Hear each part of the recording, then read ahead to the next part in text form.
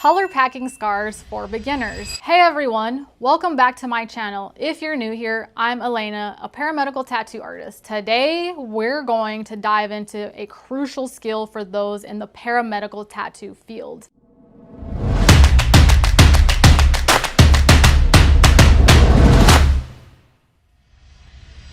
Color packing scars. Whether you're a beginner or looking to refine your technique, this video is for you. Let's kick things off for color packing. You typically want your machine running generally between 90 and 100 cycles per second. Keep in mind, this is just a general range. Some machines operate on a faster cycle while others may run slower. A key point here is to ensure your hand speed matches the machine speed. This can be a complex topic. So if you haven't already seen my in-depth video on this subject, I'll pop a card up here. Make sure to watch that later for more details. Now, why is matching speed so important? When your machine runs too fast, the needles can overwork the skin, which may lead to additional scarring. As a paramedical tattoo artist, your goal is to achieve a smooth and even application of ink while minimizing trauma to the skin. If you find your machine is running too quickly, don't worry. It's an easy adjustment. For rotary or pin style machines, simply turn down the voltage and slow it down. Let's discuss pressure. Early in my tattooing career, I had a misconception that color packing required a lot of pressure. I thought I needed to be at a 7 on a pressure scale of 1 to 10. In reality, the optimal pressure for color packing should be around a 3 to 4. Now, as a paramedical tattoo artist, this is a little bit more complicated, as this will also vary on the type of scar, how fibrous the scar is, as well as the texture. Some scars will require more pressure, while others may require less pressure.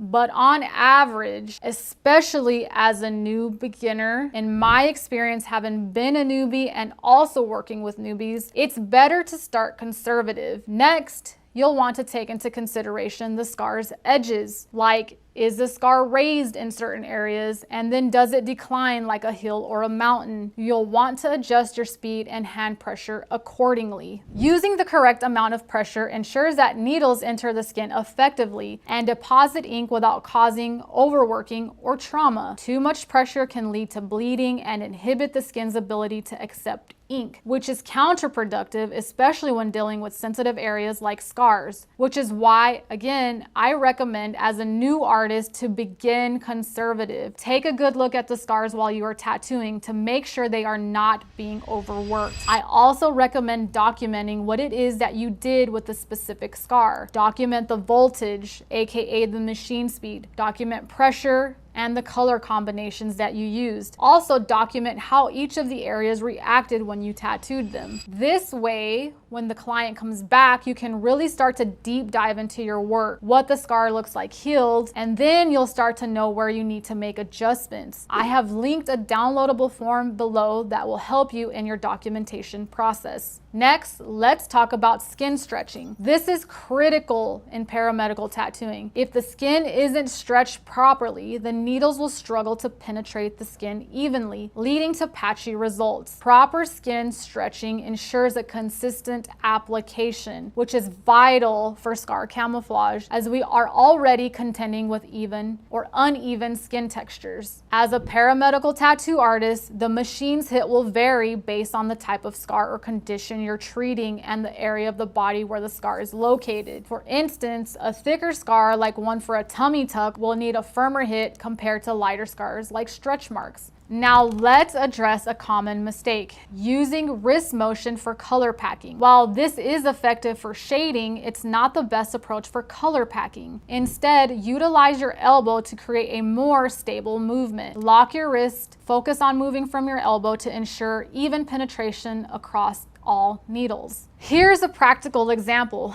My needle has been calibrated with ink and dipped in color mixing solution. Notice how my hand is locked with the machine and I'm precisely color packing using the elbow movement. I've also adjusted the machine speed to align perfectly with my hand movements. And there you have it. Those are some fundamental techniques for color packing scars in paramedical tattooing. I hope that you found these tips helpful. If you did, please give this video video a thumbs up and subscribe for more insights into paramedical tattooing. Happy tattooing!